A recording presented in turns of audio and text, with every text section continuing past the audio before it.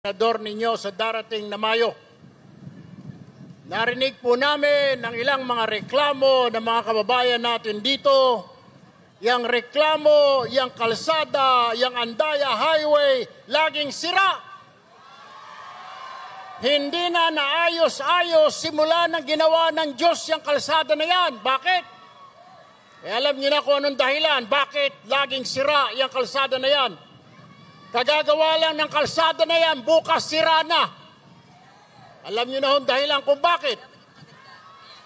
Yung airport ninyo sa Naga, sa Pili, pang-umaga lang.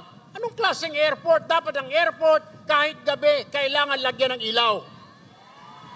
Pangatlo, problema din, yung dati, kinikwento lang po ng mga kaibigan ko na tiga Bicol, nakakapag-train sila galing dito papunta sa Maynila.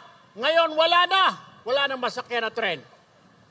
Isa pa hong problema ang nirereklamo kanina ay yung laging baha dito po sa inyo.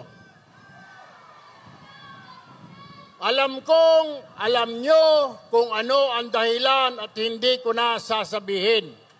Yan ay dahil napupunta lamang ang budget sa kung kani-kanino, napupunta po sa bulsa ng ilan.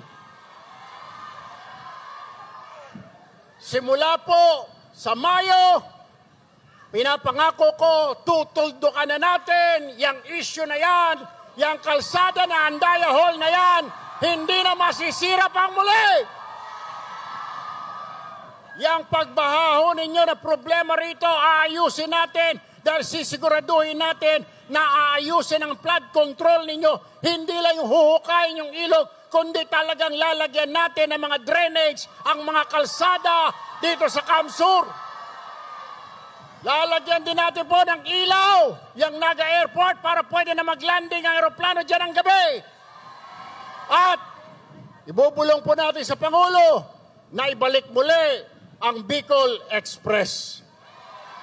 Maraming salamat po. Ako po si Erwin Tulfo, ang magiging kakampi nyo sa Senado. Muli mga kababayan.